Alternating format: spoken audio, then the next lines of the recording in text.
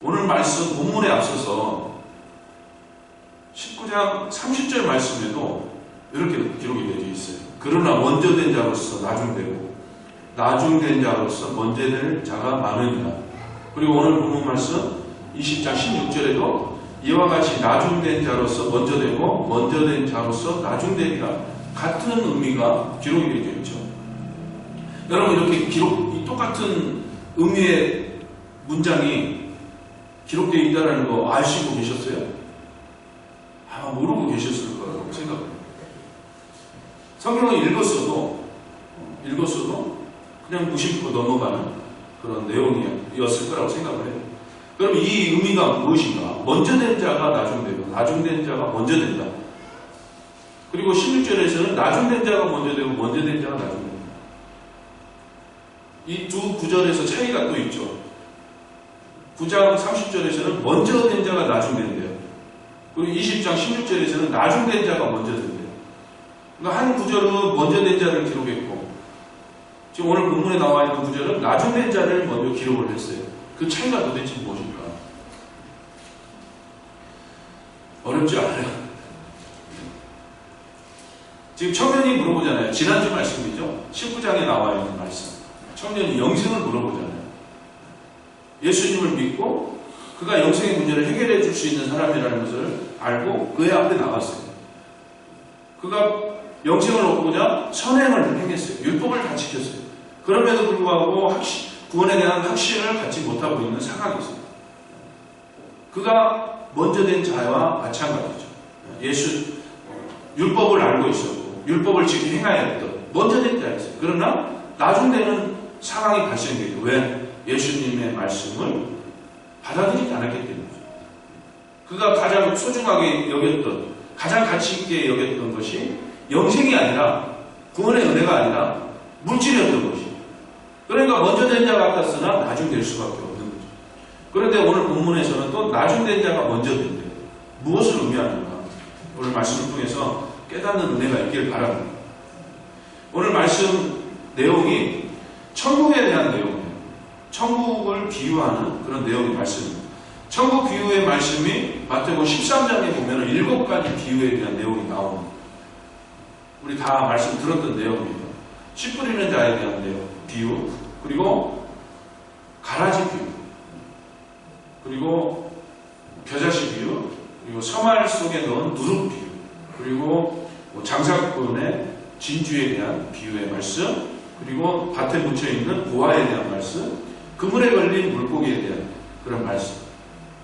천국에 대해서 비유로 말씀을 하셨어요. 그리고 오늘 본문에 대한 내용도 이 천국에 대한 비유의 말씀을 마태복음 13장의 연장선상에서 말씀을 하고 있다고 볼 수가 있습니다.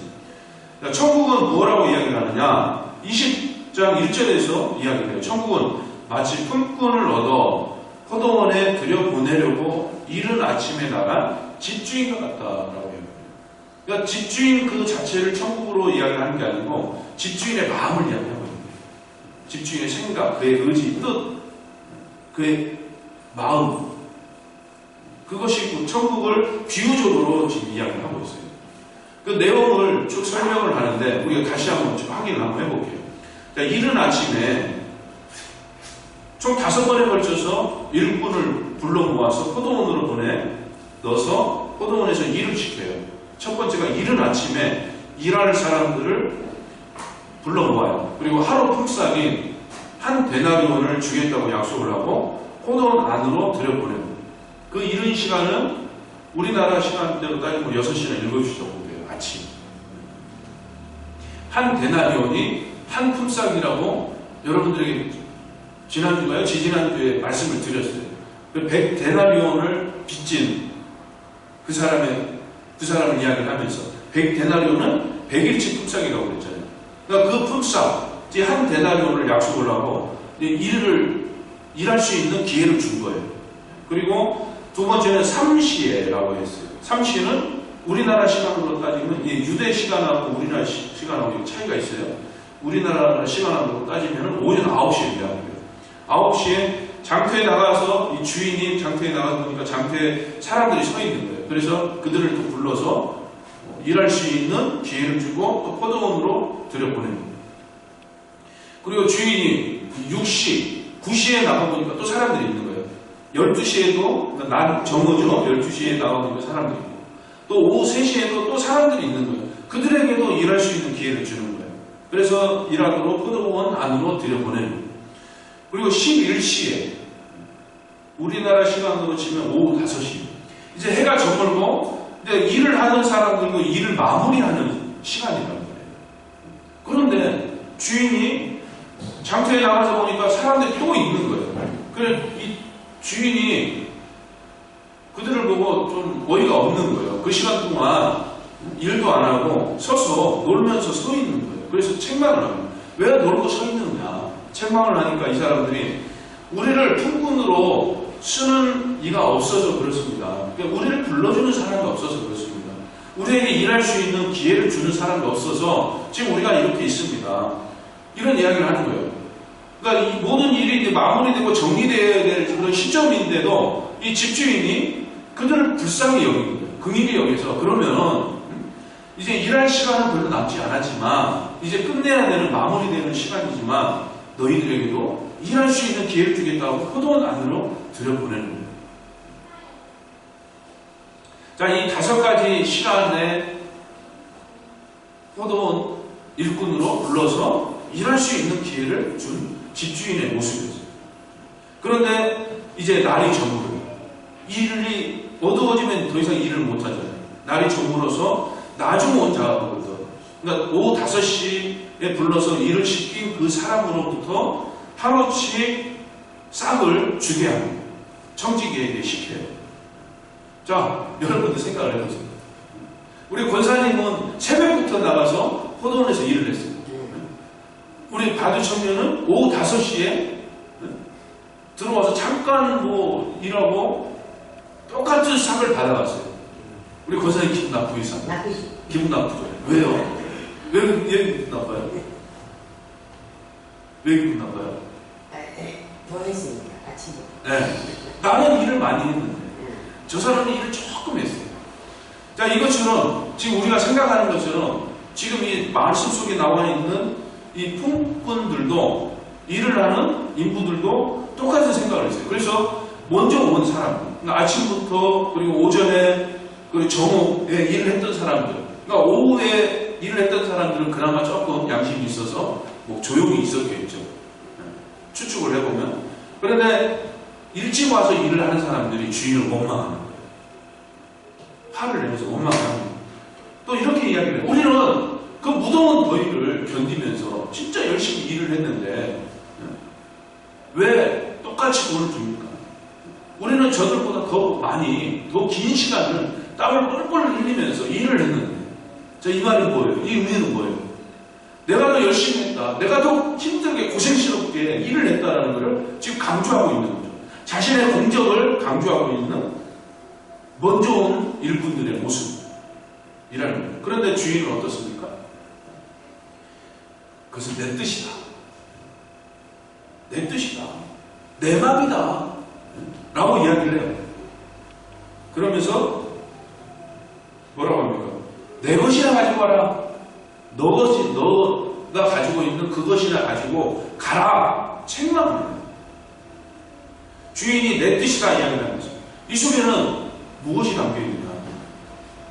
일할 수 은혜를 베풀어준 이가 내가 아니냐라고 말씀하거든요. 자, 일할 수 있는 기회를 준 거잖아요. 아침에 불렀든 정오에 불렀든 뒤늦게 불렀든 일할 수 있는 은혜를 베풀었다는 것이에요. 그리고 주인이 정한 상급을 주인의 뜻대로 주는 게 무엇이 잘못됐느냐, 그 의미가 담겨있는 것이죠. 먼저 온 일꾼들에게도 새벽부터 일을 시작한 일꾼들에게도 약속을 했어요. 무슨 약속이에요? 한 데나리온을 주기로 약속을 했어요. 그가 10시간 일을 했든 12시간 일을 했든 5시간 일을 했든 1시간 일을 했든 정해진 품삯을 그대로 약속대로 받았어요. 일을 한 일꾼은 일을 많이 하고 적게 하고를 떠나서 약속된 그 상급을 받았다는 것이죠. 그렇기 때문에 원망할 이유가 없는데 이 사람들은 왜 원망을 하고 있을까요? 자신의 공적을 드러내면서 원망을 하고 있잖아요. 11절 말씀 우리 한번 같이 읽어볼까요? 받은 후 집주인을 원망하여 이르되. 집주인을 지금 원망하고 있어요. 그 속에는 뭐가 담겨 있을까요? 그 원망하는 그 마음속에 무엇이 들어있을까요? 비교하는 거죠.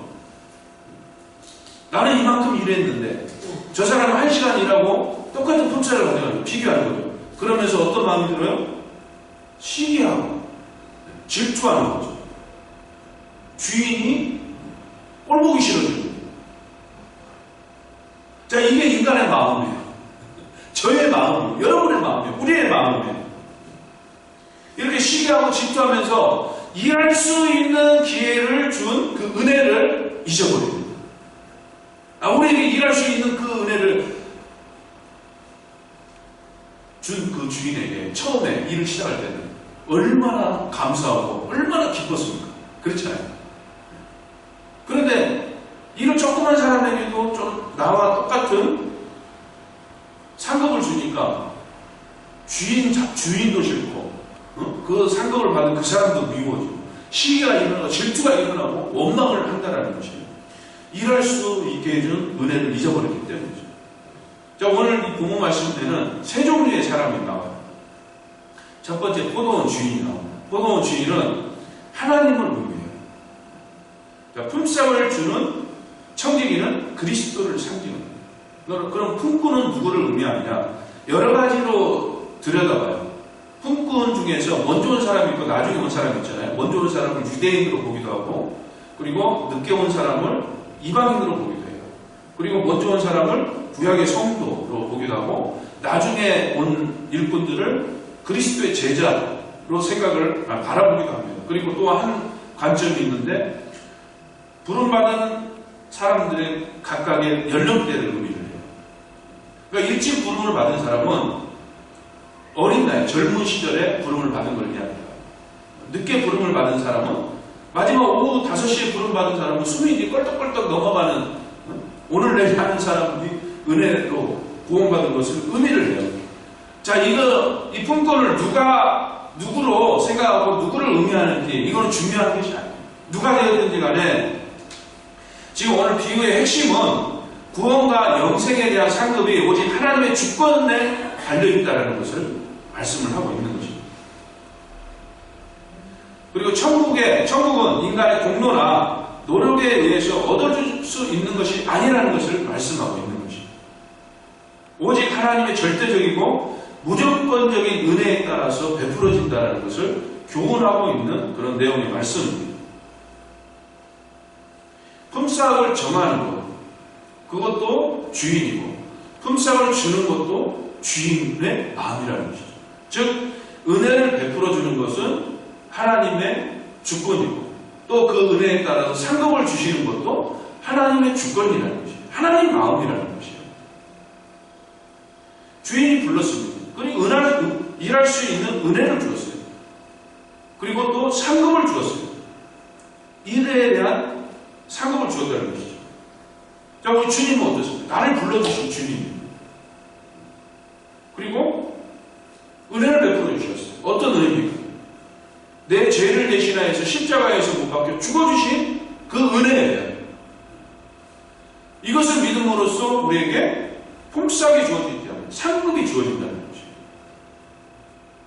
우리가 이 나를 불러주신 주님의 은혜를 생각하지 못하고 이것을 생각하지 못하고 누가 더 무엇을 받았고 누가 더 큰 일을 하고 누가 더 인생에서 잘 되고 이런 것을 바라보면서 살아서는 안 된다는 거죠. 이런 모습을 바라보면서 시기하면서 질투하면서 살아가서는 안 된다는 거죠. 그리고 자신이 행하였던 것들을 자랑하고 또 행하였던 것들을 자랑하고 행하고 있는 것들을 자랑하면서 또 자신에게 왜 더 많은 상급을 주지 않는가 불평하면서 살아가서도 안 된다는 거죠. 이런 모든 것들은 영적 자만에 빠지게 만든다는 거죠. 우리에게 상급을 주신다고 하셨어요. 그런데 이 상급을 정말로 받을 만한 가치가 있는가? 그것을 따지고 보면은 우리는 이 상급을 받을 만한 가치가 없는 사람들이라는 것이죠. 우리가 어떤 뛰어난 능력을 가지고 있고 외모가 출중하고 많은 돈을 가지고 있고 진짜로 외모가 출중하고 돈이 많은 사람들에게는 구원의 은혜가 임하는가요? 그 돈으로 구원을 살 수 있고 그 외모로 돈을 살 수 있고 지식으로 살 수 있고 그런 외형적인 것들을 가지고 우리가 구원을 살 수 없는 거죠. 구원의 은혜는 하나님의 조건 없이 주어지는 선물이라는 것이죠. 그렇기 때문에 우리는 이 상급을 받을 수 있는 자격이 있는 사람이 될 수 없다는 거죠. 왜? 우리는 모두가 다 죄인이기 때문이라는 것이죠. 그런데 이 자격이 없음에도 불구하고 상급을 주시는 그 은혜에 감사하지 못한다면 이 일꾼들에게 일할 수 있는 은혜를 베풀어 준 것에 대해서 감사하지 못한다면 내 것이라 가지고 가라라는 이 책망이 오는 것처럼 이 주님의 은혜에 감사하지 못하는 사람들에게 이 하나님의 책망이 주어질 수 있다는 것입니다. 그리고 이 책망뿐만이 아니고 나중되는 상황이 주어질 수 있다는 것입니다. 부자 청년에게 이야기한 것처럼 먼저 된 자가 나중된다. 이런 상황에 놓이게 될 수 있다는 것이에요. 나중된다는 것은 영적 자만에 빠진다는 것이죠. 형식적인 신앙생활, 그리고 자기 소견대로 하는 신앙생활, 믿음의 모양만 있는 신앙생활로 또 연결이 되는 것이죠. 감사가 없는, 주님의 그 은혜에 진정으로 마음속으로부터 우러나오는 이 감사가 없다 보면은 형식적인 신앙생활에 빠지게 된다는 것이죠. 그리고 자기 소견대로, 자기 생각대로 행하는 이 정도면 됐어 하는 자기 만족, 자기 합리화시키는 그런 신앙에 빠지게 될 수 있다는 것이죠. 그렇게 되면 어떻게 된다고요? 나중에 책망받게 된다는 것이죠. 그리고 은혜에서 떨어지는 것까지 생각해 봐야 된다는 것이죠. 그걸로 인해서 구원이 취소된다라고 단정을 지어서 이야기할 수는 없지만은 정말로 은혜에 감사하는 정말 구원받는 그런 믿음이라면은 그런 신앙으로 이어지지 않겠죠. 자, 나중되지 않기 위해서는 그러면 우리는 어떻게 해야 되는가? 구원의 은혜에 감사하는 삶을 살아야 된다는 사실을 믿으시기 바랍니다. 그리고 그 은혜 베풀어 주신 그 사랑에 감사하는 삶을 살아야 되는 거죠. 하나님의 사랑은 한이 없습니다. 하나님의 사랑은 그 길이와 깊이와 넓이와 높이를 측량할 수 없다고 했어요. 하나님의 사랑, 이 세상의 그 무엇으로도 비교할 수 없고 나타낼 수 없고 견줄 수가 없어요. 하나님의 사랑은 너무나도 한이 없습니다. 우리 19절 말씀 우리 같이 한번 읽어보겠습니다. 이방인들에게 넘겨주어 그를 조롱하며 채찍질하며 십자가에 못 박게 할 것이나 제3일에 살아나리라. 이게 하나님의 사랑을 보여주고 있는 내용의 말씀입니다. 하나님의 사랑은 죄인된 우리를, 그러니까 일하지 못하고 일할 곳을 찾는 시장에서 서 있는 그 일꾼들을 불러서 일할 수 있는 기회를 준 그 주인과 같은, 그 주인의 마음의 그 이상과 같은, 감히 그 주인의 마음과 비교할 수 없는 그 이상의 은혜를 베풀어 주신 하나님의 사랑이라는 것입니다. 죄인 되었던 우리가 세상 속에서 죽어가는 신음하며 고통 속에 빠져있는 우리들을 불러주시고 우리를 대신하여서 당신의 아들을 내어주신 너무나도 감사한 하나님의 사랑이라는 것입니다. 이 사랑을 받은 우리는 그 사랑에 합당한 모습을 보여야 되는 거죠. 그런데 이 하나님의 사랑이 얼마나 지극한지, 아들을 내어주시는 이 사랑이 얼마나, 저와 여러분을 향한 이 사랑이 얼마나 지극한지, 그 사랑이 어떤 사랑인지 여러분 가늠이 되나요? 감히 생각이 되나요? 우리가 막연하게 내 죄인이었던, 정말 죽을 수밖에 없었던 이 죄를 용서해 주신 그 하나님의 사랑, 그 죄를 용서하기 위해서 당신의 아들 독생자 예수 그리스도를 이 땅에 보내주셔서 죽게까지 하신 그 사랑이 얼마나 지극한지, 그 사랑이 오늘에까지 이어지는데 그 사랑이 얼마나 지극한지 어떻게 표현을 하고 있느냐. 15절에서 이렇게 표현을 해요. 우리 15절 말씀 한번 다시 읽어보겠습니다. 내 것을 가지고 내 뜻대로 할 것이 아니냐. 내가 선함으로 내가 악하게 보느냐. 이 말씀의 의미가 뭔지 아세요? 자, 15절에 내 것을 가지고 내 뜻대로 할 것이 아니냐. 내 주권이다. 내 뜻이다. 내 마음이다. 지금 그 말씀을 하면서 내가 선함으로 너가 나는 선한데 하나님은 선 그 자체시잖아요. 하나님은 선한데 너가 그러니까 지금 원망하고 있는 시기 질투하며 불평하며 은혜에 감사하지 못하고 원망하고 있는 그들을 향해서 무엇이라고 얘기합니까? 너가 악하게 보느냐? 내가 생각하고 계획한 이 모든 것들은 선한 것인데 선한 목적을 가지고 은혜를 베풀었고 상급을 주었는데 너가 보기에 이것을 악으로 보느냐라고 이야기해요. 왜 이것을 나쁘게 보느냐 이야기하면서 뭐라고 이 말 의미가 뭐냐면은 그러니까 원어 성경을 해석한 영어 성경을 보면은 뭐라고 되어 있냐면 아요에비우스라고 되어 있어요. 이 말이 뭐냐면은 너가 질투하냐 이야기. 무슨 얘기냐면은 자 제가 이제 하나님이라고 하면 하나님은 선 그 자체이시잖아요. 우리를 영생으로 이끄시기 위하여서 그 제약된 삶에서 건져주시고 은혜를 베풀어 주셨어요. 그리고 끝없는 하나님은 끝이 없는 그 사랑을 베풀어 주신 하나님의 선이 우리를 사랑하시는 거는요 이 선에서 비롯된 것이에요. 이 선을 행하는데 너가 질투하는 원망하는 너가 왜 그것을 질투를 하느냐라고 지금 그 이야기를 하고 있는 거예요. 자, 하나님의 사랑은요 이거예요. 당신의 아들을 내어서 죽이기까지 하시면서 우리를 사랑하신 이 사랑은요 바로 질투하는 사랑이에요. 우리를 그 누구에게도 빼앗기지 않겠다는 질투하는 그 사랑이라는 것이에요. 정말 놀라운 사랑 아니에요. 저를 사랑하는 이 사랑, 여러분을 사랑하는 이 사랑이요 그 무엇에게도 주지 않겠다. 그 무엇에게도 뺏기지 않겠다. 너를 사랑하는 그 사랑은 내가 질투할 정도로 너를 지극히 사랑한다는 것이에요. 여러분을 이렇게 질투하면서 지극히 사랑하는 하나님의 사랑이라는 것이에요. 자, 이 사랑을 갖고 있어요. 이 은혜를 받았어요. 이 은혜를 받은 사람이 뭐가 부족합니까? 그렇지 않아요? 이 놀라운 사랑을 받은 내가 뭐가 부족해요? 그 은혜가 내게 족하. 그 찬송처럼 그거 하나는 족한 거예요. 그 하나는 족한 거예요. 그 은혜 하나는 족하고 나를 향하여 질투하는 그 하나님의 사랑 하나는 족하다는 것이에요. 그래서 같은 동료가 같은 그리스도인이 더 복을 받아요. 더 잘돼요. 나보다 더 평안해요. 나보다 더 많이 가졌어도 질투할 이유가 없다는 것이에요. 원망할 이유, 하나님을 원망해서도 안 돼요. 그 모습을 보면서 시기할 필요도 없다는 것입니다.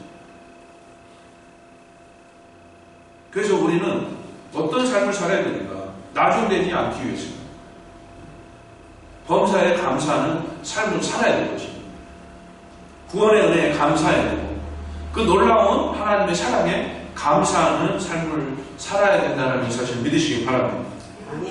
주님의 그 놀라우신 은혜를 기뻐하고 크고 작은 것에 감사가 넘쳐나는 그런 삶을 살게 된다면은 우리에게 주신 그 약속되어 있는 그 상급을 받는 데 있어서 변함없이 그 약속은 지켜지고 또 하나님이 저를 향한 여러분을 향한 그 질투하시는 그 하나님이 지극하신 그 사랑은 변함없이 영원토록 지속되게 될 것입니다.